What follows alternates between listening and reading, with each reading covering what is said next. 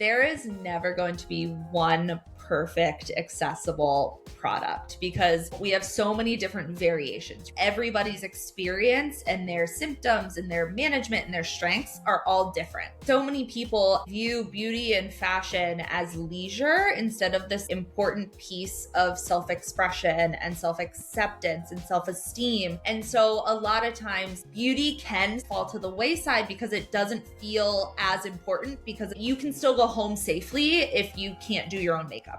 But it is such an important piece of feeling good about yourself and living this very purposeful life.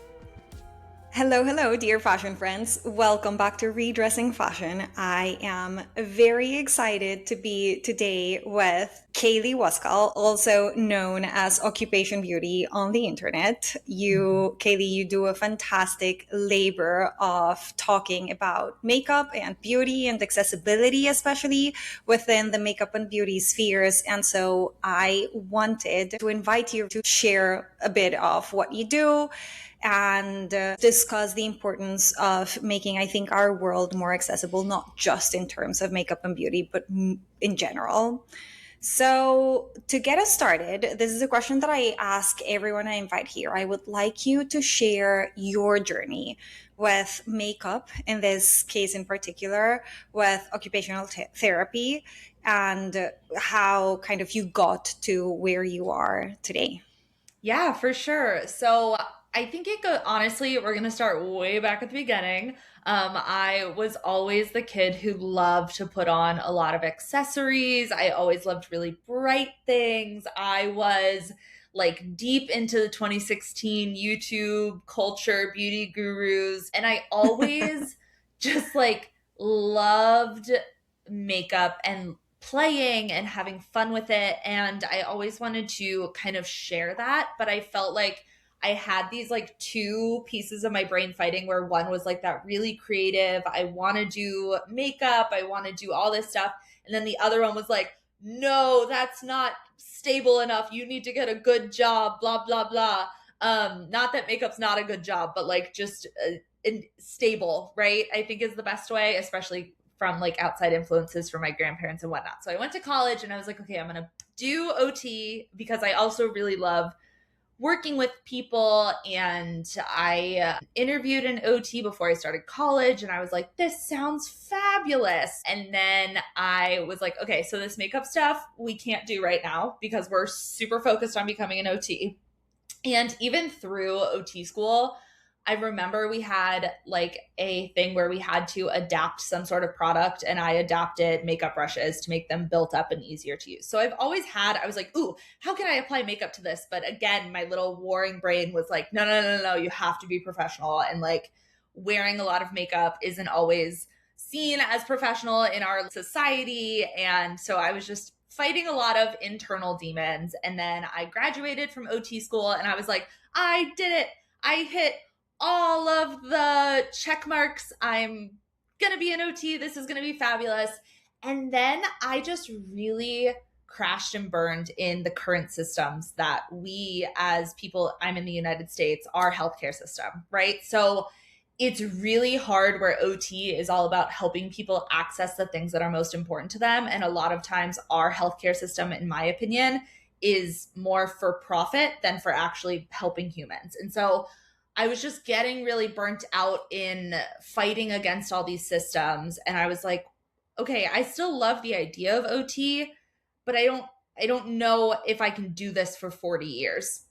And then one of my very first clients was someone who had just been diagnosed with something that made the dexterity really tricky, that made their body awareness tricky, that made their strength and fatigue. And so all of these things that were hard, but they really wanted to be an esthetician.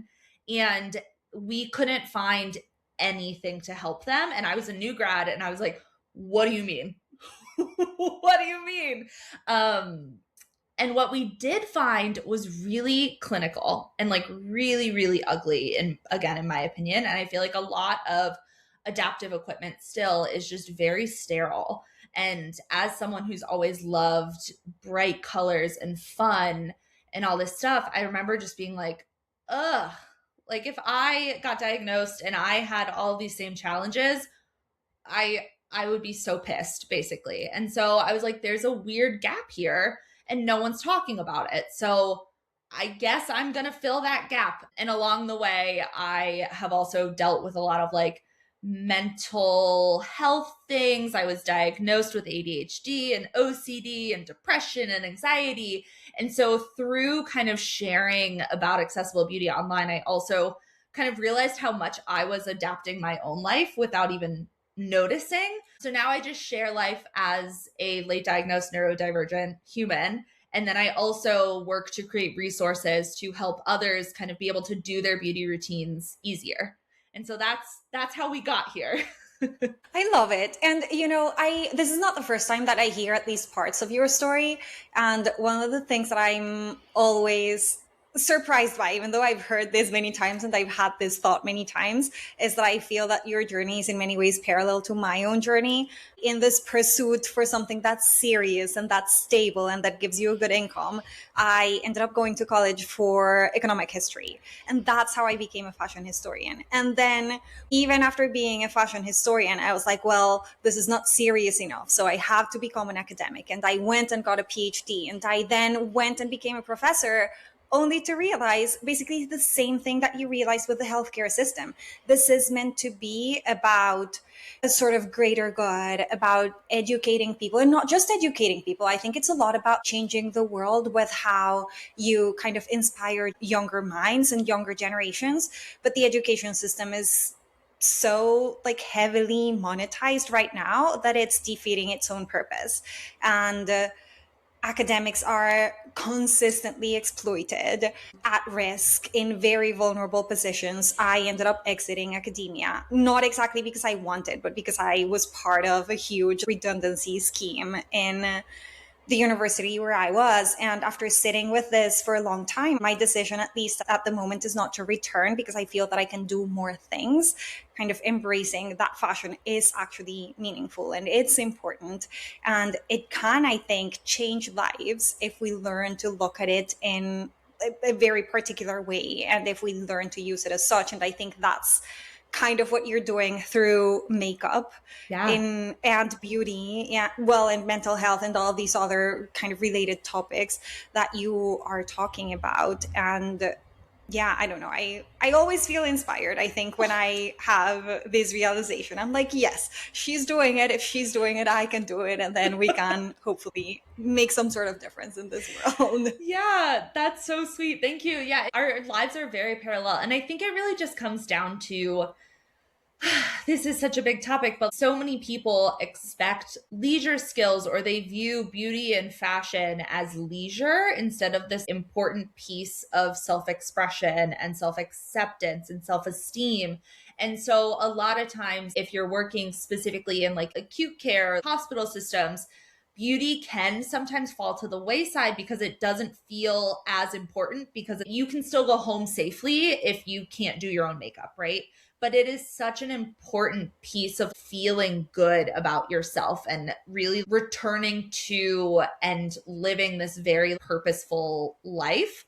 And so I agree that with the systems that are currently built up, it can be really hard to maintain that core mission, which is why it feels so good then to be like, well, I guess I'm going to make my own path that uses all these things that I think are really important, but in a slightly different way. Yeah, and using, I think, the internet or like a public facing kind of area, interacting with people everywhere that you might not even be able to access Yeah. in like your immediate locality or location if you don't use the internet. So I think that's the other thing. I know there are many bad things to be said about social media and the internet, but I try to focus on the positive because, at least for me, it has opened my eyes to a lot of new things and it has connected me with a lot of people, you included, Yeah. that I truly admire and that I think are doing great work. Well, thank you. Yeah, the internet has been, I think my specific relationship to social media is still always a journey, right? So I do find that like when I'm doom scrolling or I'm scrolling with no purpose, that's when I notice myself becoming more like tired or sad or overwhelmed. But if I'm scrolling with purpose or I'm really curating and finding the people that make me feel good and inspired and I love their content. And I specifically will like search them out and be like, what is their new post, instead of really always going to Mhm. what the social media platform is curating for me. I find that that helps me be like, okay, yes, I'm connecting with the people. I love chatting with these people. And like you said, it's so cool to be able to connect with people all over and really help expand horizons, right? Because there's so many products out there that people will be like, hey, have you seen this? And I'm like, oh, no, that's so accessible. Let me now share this with my audience. So it really, I like to think of myself too as kind of this like big like hub of information that people can come to me and either give me information, which is awesome, and then I can use that and add it to my database and add it to all these resources, so then people are able to find and utilize and create better routines for themselves. Absolutely. Well, and I think you just made an excellent bridge into my next question, which might be a tricky one. Okay. But what is accessible makeup, or what makes makeup accessible, or conversely, what makes it inaccessible? So this again is a huge topic, and something I always say, and I want to start off with off the bat, there is never going to be one perfect accessible product, because people are so, we have so many different variations, right? Even within one diagnosis or one chronic illness, everybody's experience and their symptoms and their management and their strengths are all different. So overall, making one perfect accessible guide is just not going to exist. But what is important, I think, is when you're designing or when you're creating things, viewing things through that lens of universal design, right? Viewing things through that lens of, are there multiple ways to open this product? Are there multiple ways to use this product? When I make a mistake, how easy is it to fix this product? Is it intuitive, right? And so there's all these different little design pieces, which a lot of times when I'm talking specifically in beauty, there's a few through lines. I like things when they have rounded corners, so they're easier to open. They're not going to roll away. I like when things are a little bit more matte, because when we're looking in context of doing our makeup routines, a lot of times we already have really slippery hands. So if it's like really plasticky, shiny, it can be harder to hold on to. But I think the bigger part of accessibility is looking and viewing the entire beauty industry through that lens of universal design, because then you can even look at shopping in stores, going to events, the marketing online. And if you view it through, can it be used multiple ways? If people make mistakes, can they easily, quickly fix it? Can it be applied different ways? I don't remember the last one. I don't remember it, but I think there's like 12 tenets of universal design or something. Don't quote me on that. Yeah. But if you take those tenets and you can really apply them to anything, and so I have chosen to apply them to beauty routines, it really can make a big difference in how consumers are able to interact and use and achieve whatever outcome they're looking for. I'll look up those tenants and I'll link Okay. them in the show notes in case anyone is interested in looking at it. Yeah. This is not a quiz, so you don't Yeah. need to quote them or like know them by heart. Mm. But it's interesting also to think that, because one of the things that I keep thinking is, in the end, this helps everyone, right? Yeah.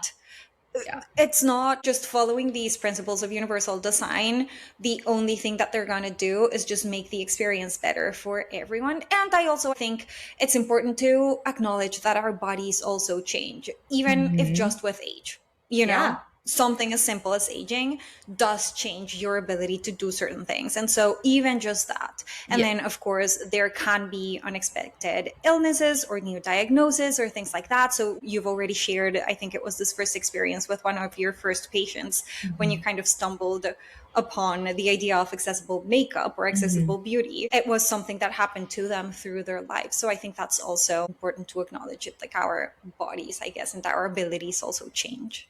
Yeah. And I think there is, I say this too, the disability community is really the only minority community that you can enter at any time. Like so why wouldn't we want products and experiences to be inclusive to as many people as possible? Because one, I like inclusivity and like letting people join and being a part of something, but also like you could be in that group one day. You never know. Your family could be. I think 1 in 4 people identify as having a disability in the USA. Again, a lot of my facts are USA based because that's where I am, but it is a fairly high percentage. And I think as we see a lot of populations age, we are going to see a bigger like cohort of people get arthritis or get all of these different, become disabled, and then not be able to use the products that they really love. And I think it's really important that they're able to maintain that independence or able to maintain access to those products for as long as possible. And then there's also, I think, the aesthetic element of it, which is the other thing that I keep thinking about. You don't want them to just be functional and ugly, but you want them to also, be pretty. I think in the end, that's part of why we are drawn to beauty. And I think fashion, actually, speaking about disabilities, I think that's also a problem with a lot of clothes that are designed with very functional purposes. It's not just for disabled bodies or bodies with disabilities.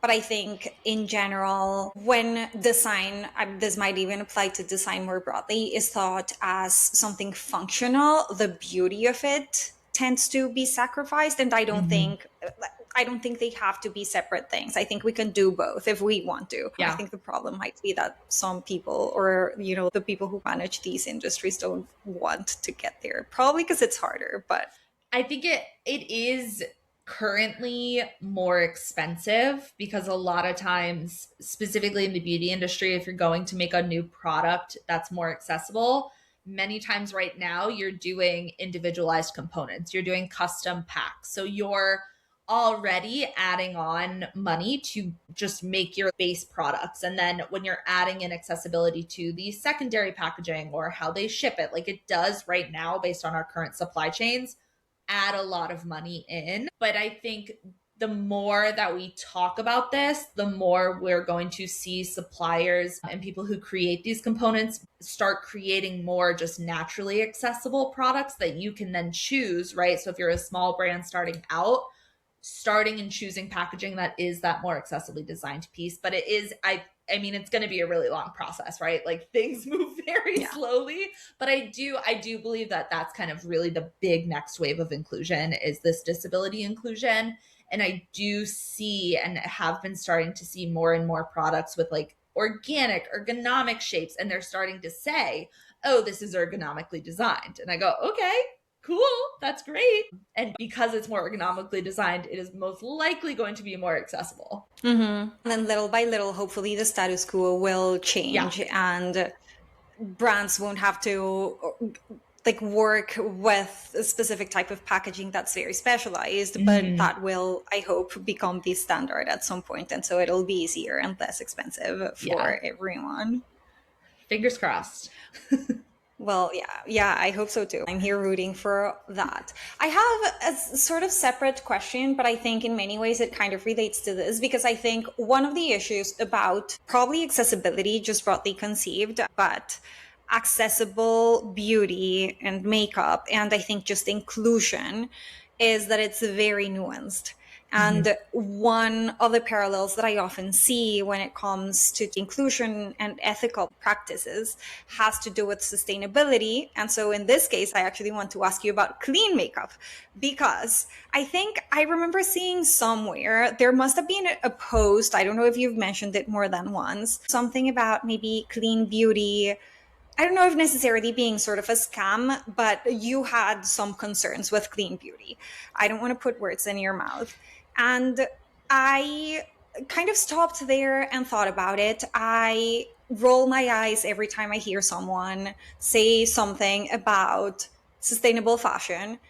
And yet, I do try to consider what sustainability might be and consider what non-toxicity might be, both in clothes and in the makeup that I use or the just like body products that I use. But I also know it's very nuanced. And the one thing that I always come back to, it's like, it's not sustainable for me, or I don't care if it's sustainable if it doesn't also seek to address social justice in whatever form it may be. And so when I saw you say whatever it is that you said about clean beauty, I kind of thought about it. And I was like, I would like to know what you think about it more broadly. I don't know why I didn't reach out and just ask you to elaborate, but maybe we can do it here now.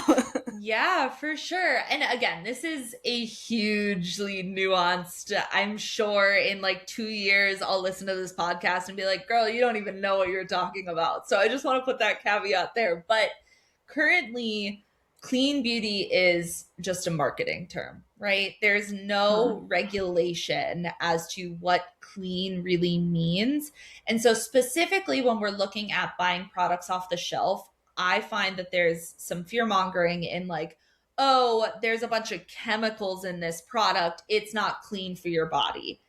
And that's, in my opinion, just wrong. Like, if it's for sale in a store, it is most likely safe based on our current regulatory needs. So, clean really just means less of like certain types of chemicals, but this is something to talk to a cosmetic chemist about. But truly clean itself is just a marketing term. And I think when we're looking at clean and sustainable and moral and ethical in a broader sense, it is impossible to be morally perfect in our current Yeah. day and age. Like, it is absolutely impossible to be fully accessible, fully sustainable, fully moral, fully ethical, and capture every single tiny piece and only shop from brands that are perfect across the entire spectrum, because I don't think that brand exists. I truly don't believe that brand exists. So unless you are making and sourcing everything yourself, there's going to be things that you're like, ooh, I don't really agree with that. But I think the important part is identifying what brands you do want to support for at least like sustainability wise, right? So sustainability and clean are different to me. So clean is that more like marketing term of it's going to be non-toxic for your body. I don't think my skin is not so thin that if I put something on my body that it's going to like get sucked in all. It just, the science doesn't science there, in my opinion. And I think there can be a lot of fear mongering there where it's like, oh, like SPF's a big one, right? Like SPF, it's gonna get in your body, it's gonna be toxic. And I'm like, guys, they've been doing studies on this. I would rather not get cancer, and it's also not gonna hurt you. Yeah. And it also all depends on like dosage and how much are you using. Like, yes, any chemical can be toxic at a certain level, even water, right? Like if you drink so much water that your electrolytes are off balance, you can die, but you have to drink so much water for that to happen. But back to the sustainability piece, I think sustainable is more of a brand ethos, in my opinion, than clean, because you can really say, like, we are trying to source things from places that are going to be recyclable, and we're trying to create less waste and really do good for the planet. And so I think that difference between like, oh, it's going to harm me versus, oh, we're actually trying to like help the planet is where I see a little bit of I don't know if that fully makes sense right now, and like let me know if it doesn't. But then when you're looking at the ethical, right, like the ethical morality of, I know a lot of things with fast fashion, right? And I do try not to buy 1,000 things that are going to end up in a landfill. But sometimes I understand that if I'm going to buy from a certain company, I don't know. You tell me what you think. I think this it gets so new. I could talk about this for hours. Yeah, well, so can I. Yeah.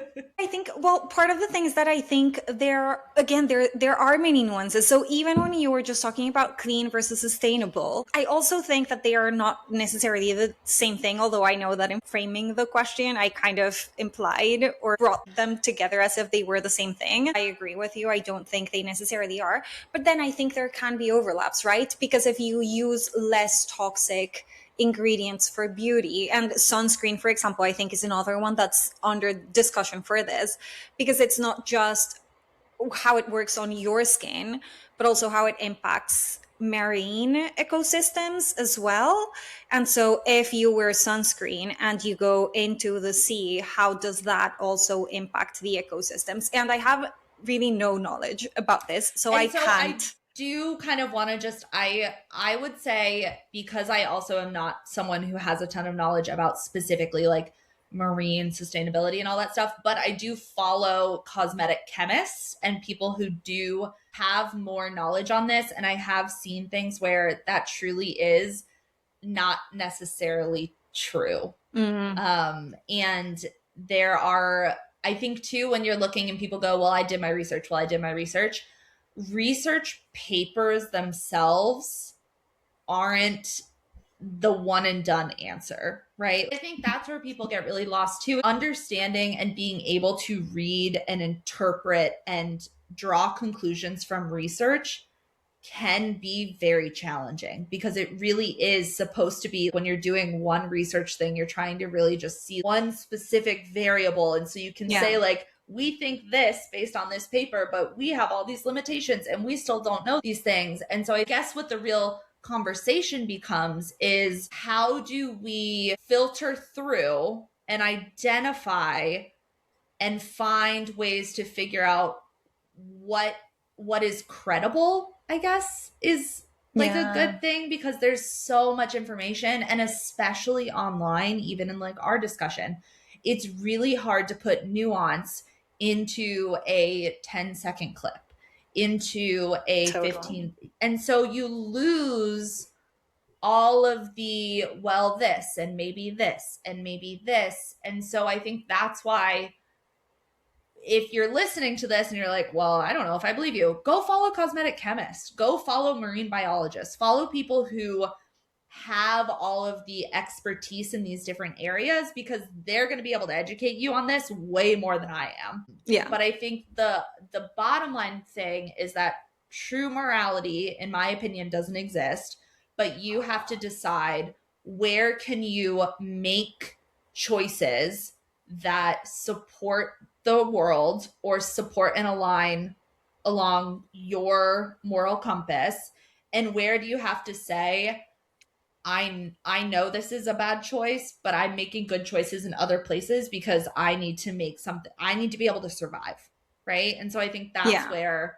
some of that discussion and nuance also comes in. I agree with you. I think about it as a sort of values-based way of consuming, in which the values are what shape this moral compass that you were talking about. And I think that's each individual has their own kind of set of values. This is actually something that I talk a lot about in my style coaching. One of the early things that I do with my clients, the clients that I help with their personal style, is I draft a sort of values map.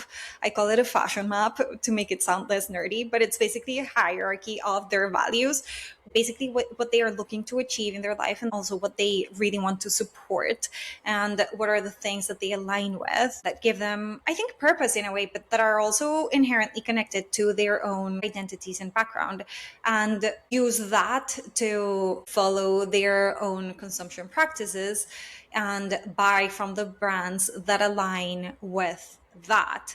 Because yes, in the end, no brand can do it all, but then you can choose to buy from certain brands that align with certain things that are important to you. So to give myself as an example, for me, I am concerned about the environment, so I do try to find brands that at least invest in some way in the environment. But I think one of the things that's more and more important for me, and especially as I have kind of migrated, being born and grown up in Colombia and like migrating first to the US, now to the UK, I think for me, aligning with brands that are Latina owned, or more generally like owned by members of historically marginalized communities, what we can also call people of color, is important to me. And that has, I think, even changed, because that's the other thing. As you start navigating this and the nuances and even your own kind of trajectory in life, things start to change. So in the US, for example, there's a very large and strong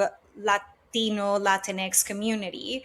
And so it was kind of easy or easier to buy from them than it is here in the UK. But there's, for example, a huge African diaspora in the UK and a lot of people from the Middle East, or I guess North Africa and Asia, I think in general, not just the Middle East, in the UK. And so I've started to learn more about their brands, their own practices, and try to support that with where I buy and how I buy. And speaking of beauty, one of the changes that I made at some point last year was that I decided to change my foundation to support a brand that's Latina owned, that I also know that has some initiatives around, or well, several brands actually that have also initiatives about, one, sustainability, so like plastic free packaging, creating more accessible makeup, about supporting mental health.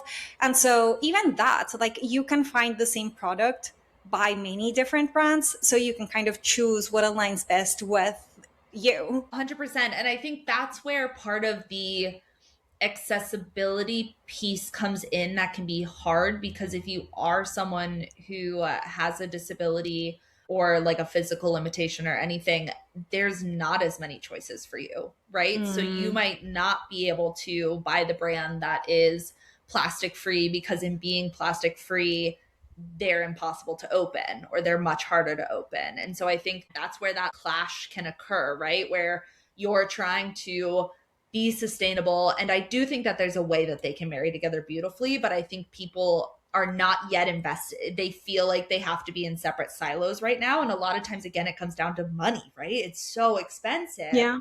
And so having more options is always going to be, in my opinion, a better thing, so that you can then support these smaller brands that are aligned with the Latinx community or aligned with the small business, or that like to support, there's a few disability owned brands, right? And that's really important for me. And so Yeah. the more we're able to just talk about how things can be better, the more we're able to impact change. But I do also want to note that, like, a lot of what we're talking about is very focused on the self. And I really think that for big change, societally, environmentally, clean wise, it really comes down to the large corporations, right? Like, there's only so much we can do. And I do think we need to be cognizant of that and trying and doing our best. But I think we need to give each other a little bit of slack, because I notice that people online will be like, oh, well, I can't do that. I can't do that. And it's like, okay, great. But I'm sharing this because somebody might need to buy from this brand because there's nothing else that they can buy for currently. And as we gain more and more sustainability and more small business and more brands like really invest, then we're going to be able to see a greater ability to be pickier. But I think right now it can be pretty limited, specifically looking through an accessibility lens. Yeah, totally. I do believe in our own personal power, and especially how it accumulates if a lot of us are pushing towards the same things. But there's only so much we can do when it comes to facing especially these gigantic corporations that have a lot of power, not just in terms of like economic power, but even also political power, precisely because of their magnitude in terms of like financial abundance, let's call it that way. Financial pressure, probably, I would say. Yeah, and it gets even scarier. I mean, specifically in the US, right? I don't think it's any surprise to anyone that I'm fairly liberal. But it can be really challenging when a lot of these governmental agencies that were filled with people who were scientists and really interested in learning and seeking out things, and because they're being dismantled, people are now being like, well, I don't know if I can actually trust them.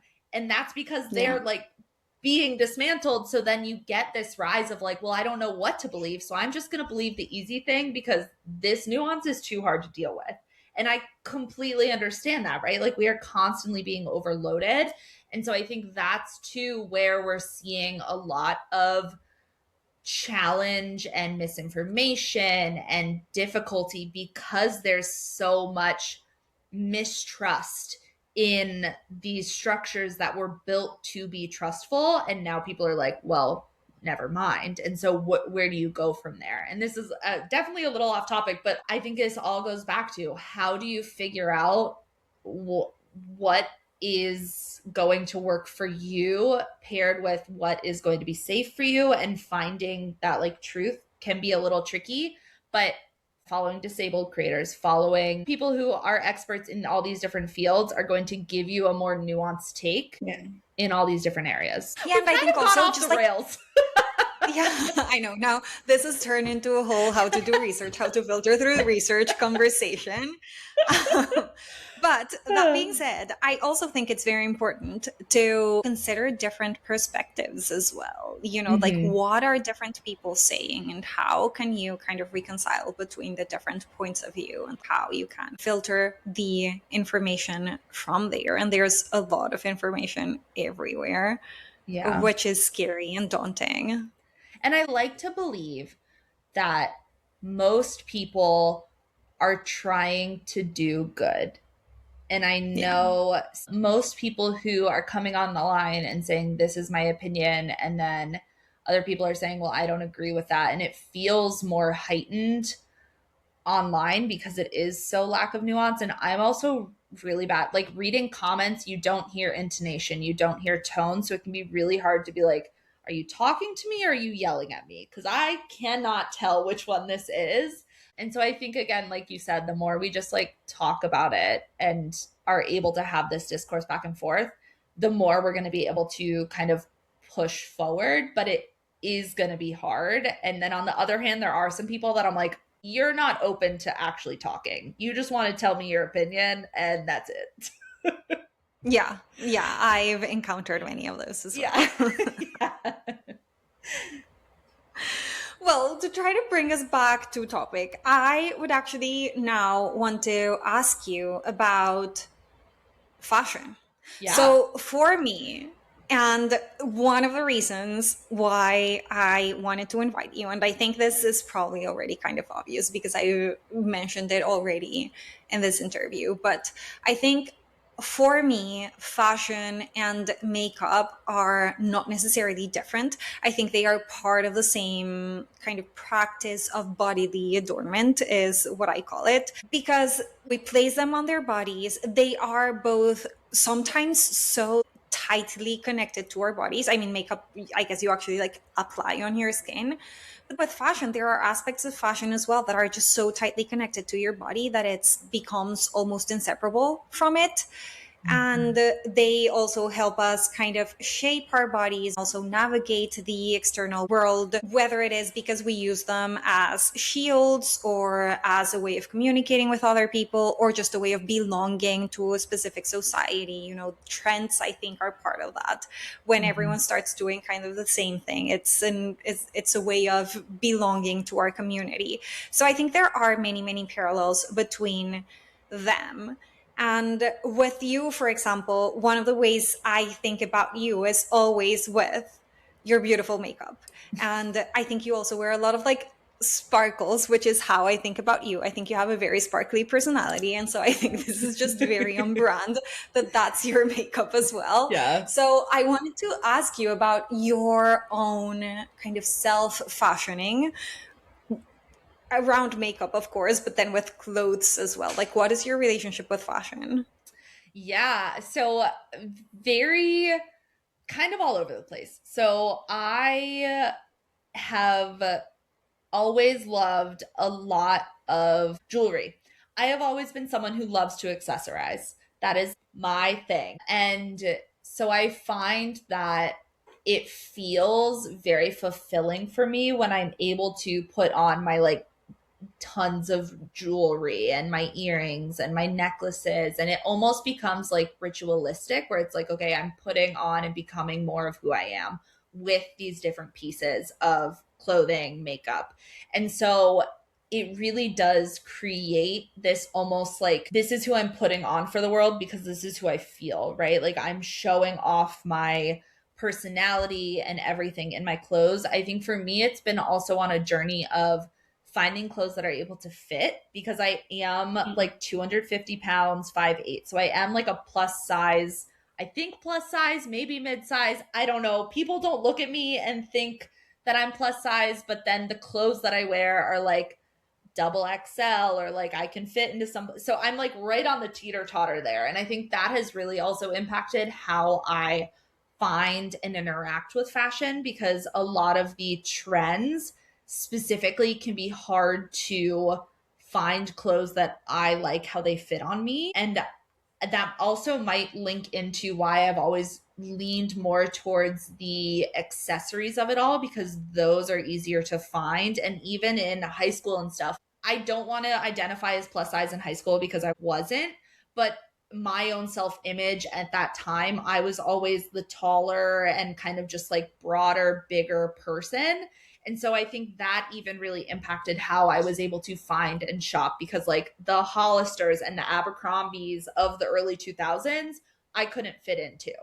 And so that has definitely shaped kind of who I've become and how I've found fashion. I also think through the years, I've started to look more for comfortability versus just fitting in with whatever the trend is. Like, I do like to follow trends. I think they're fun. For a while, I was like, oh no, this is going to be embarrassing in 10 years. And now I'm like, oh yay, I can't wait to look back and be like, what was that? But I found myself going more towards combining comfort and fashion. So I do a lot of like really comfortable, different kinds of flowy pants, jeans. I love jeans, grew up in jeans, and like fun tops.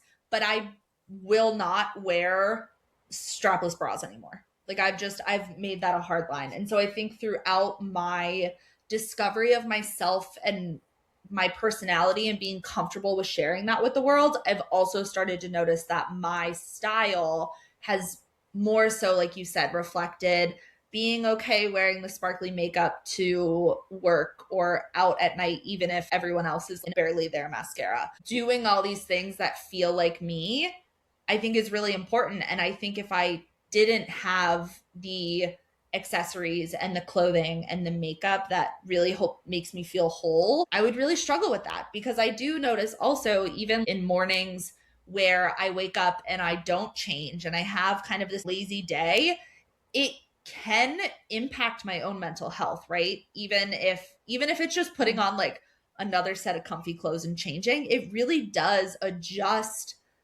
how you then interact with the day. And I think that's really interesting and very aligned with how you dress yourself. I tend to refer to fashion as a sort of ritual, because it is this kind of thing that can just set the entire tone for your day. And it can be something as simple as just taking a deep breath, just changing your top, or like, Yeah. brushing your hair. Something as simple as that can completely alter your mood. And so making it this kind of ritual where when you're going to start your day, you do something to tell your body that you're starting a new day, I think that makes a total difference. And it doesn't have to be like wearing a full outfit, doing your hair and makeup. No, it can be just a tiny little shift. Yeah. And it really does just help with, from a mental health perspective, like the more that I'm able to feel like myself, and I feel more like myself when I have mascara on, when I have my hair like up in a cutie clip, the more you just feel good. And then when you feel good, you do good, and then you're able to get, like, it just all compounds on each other, and it really comes from being able to access Yes. and support your own self-expression. Yes, I totally agree with that. I could not agree more. Do you find that you apply or you ever consider any of the ideas that you have about makeup being more accessible to your own fashion practices, or even just the learning that, or the tools that you bring from occupational theory, occupational therapy, not theory, into fashion? Yeah, yes and no. So I specifically don't have a strong background in how to design adaptive fashion. I understand and I know like dressing techniques, like one-handed dressing techniques and using sock aids. So I know different accommodations and adaptations, but because it wasn't something that I was so hyper focused on, I don't have as much of a breadth of knowledge as I do in the beauty space. I think if someone came to me, like if I had a client who wanted to work on dressing, using the background knowledge could 100% figure out adaptations and accommodations, but in specific design, that I feel like I don't have a ton. Like, I see people who do adaptive design and I'm like, this is so cool, bow down, I know nothing. I can tell you, and I can kind of see, like, if you have an example of two pieces of clothing, I could form an opinion on like which one is more accessible based on the type of zipper and if it's going to work in a wheelchair or not and the cut, kind of. But I truly have really focused myself on that beauty hygiene space versus looking into fashion. But I do think that it can go really well together, and I think as I learn and work with more people, it's definitely something that comes up, but it's just not something that I'm super, I wouldn't call myself an expert in it at any spot. And it's probably just it's probably very I mean, it all is very specialized, even the makeup, you know. And one of the things that I love about watching your content is that sometimes I think I have started to think about it more and more like on my own, but especially at the very beginning where you would pull, I don't know, a lip gloss, whatever, and be like, this is not accessible because it rolls. I think the rolling was one of the things that for me, I was like, I had never considered this, but yes. And also, it's annoying for me. And I know this comes from my own privilege as an able-bodied person, but it's also annoying for me that it just rolls away. So, like, it's easy enough to make it not rolling, and it helps everyone, including people that are able-bodied. It goes back to what they call the curb cut effect, right? So curb cuts were specifically built for the disability community, but so many other people use them and find them easy and really benefit from them.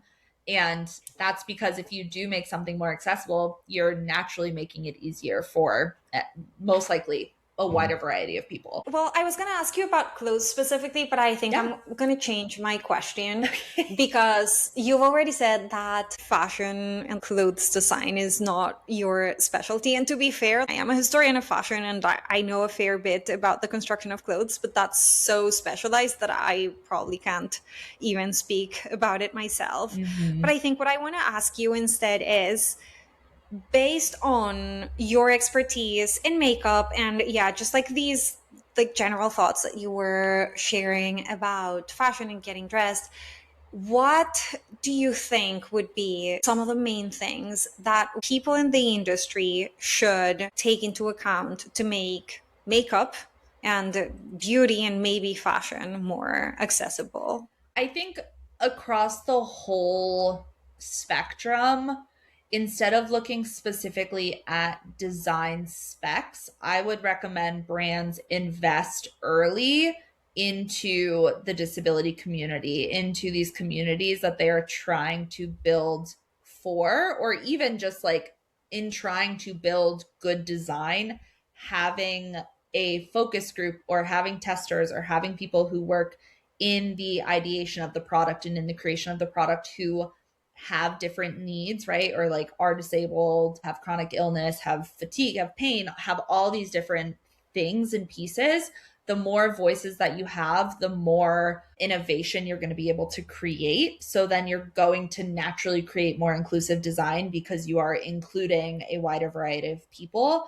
And so I think instead of looking at specific specs where like, because even when I'm talking about like doing corners and matte packaging and easy open, and I like pumps more than I like squeezes, there are always outliers of people who say like, well, I like the other one. I'm like, okay, I love that for you. But I think the more that we're able to get in on like the ground floor, even before you start creating the clothes, or you have an idea for this moisturizer or this blush, or I want this type of product, really getting that community and getting a variety of different communities together to create the products is going to create a more accessible overall experience.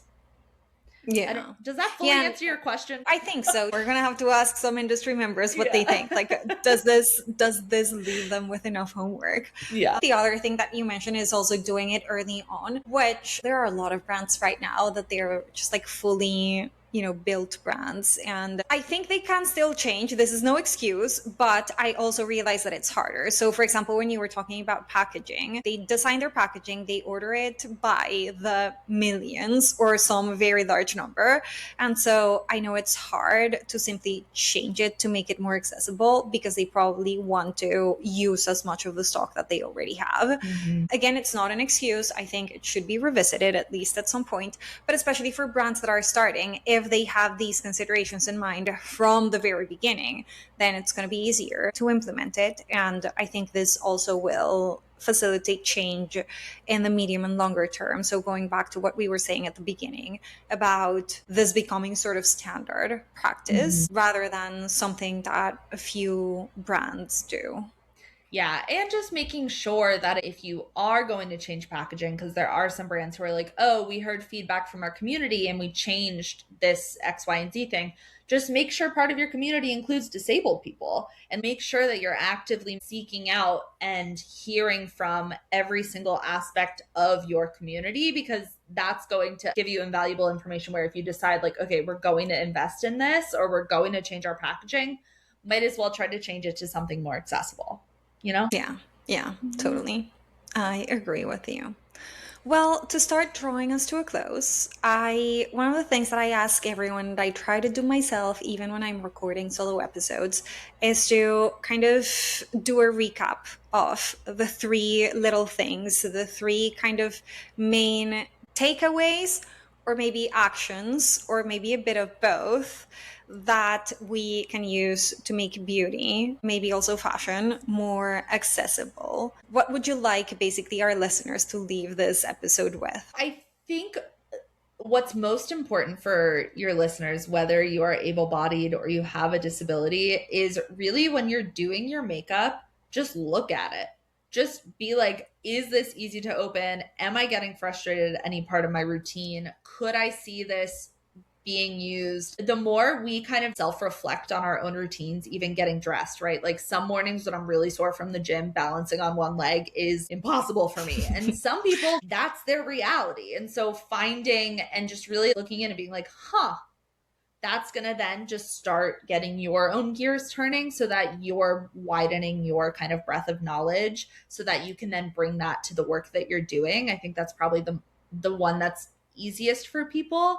I think if we're looking at the clean beauty versus sustain versus like looking at how to kind of go through and read research, I think we talked a lot about that. I think looking through and following and interacting with people who are experts in their fields. And also, I think I don't even want to just say experts, but who are not being so black and white and who bring or try to bring a little bit of nuance into their content, because I think that's where you actually get the most information, which can be hard, but there are specific like science communicator content creators that can be really, really helpful with learning this. Yeah. And then the third one is just going to be, don't be afraid to wear the thing because you think someone else is going to think you look weird, because the more that you show up as yourself, the better you're going to feel, and like screw those other people. Yeah. Yes. Agreed. Yes. Don't think too much. Well, no, actually, I was going to say don't think too much about other people. Don't think too much about what other people have to say about you, but do think about other people, because I think especially your first little thing is a lot about empathy. Like think about how other people experience the world, especially people who might have different abilities than the abilities that you have, and from there maybe see how we can improve the world. Yeah, and that actually brings up a really, really good point, because specifically I do content creation. If you are scrolling and you see someone doing a hack or they're showing a hack and your first impulse is to be like, that's stupid, why would anyone do that?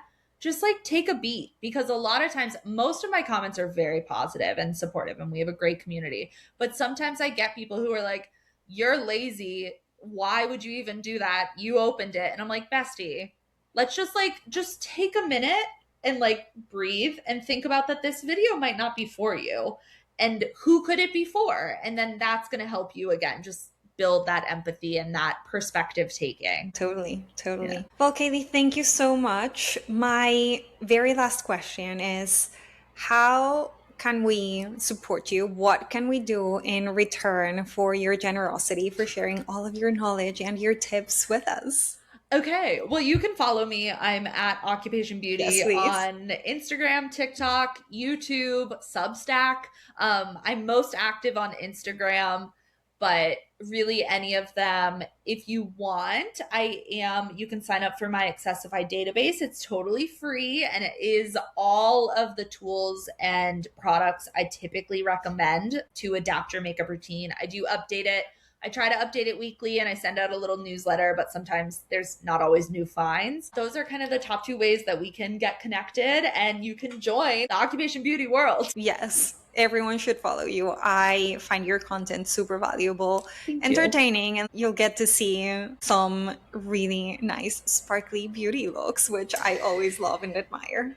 Thank you so much. I really appreciate it. It's been so nice talking to you and being on this podcast. Thank you so much for accepting the invitation. I'm very, very glad that we were finally able to sit and record this, and I can't wait to share it with the world.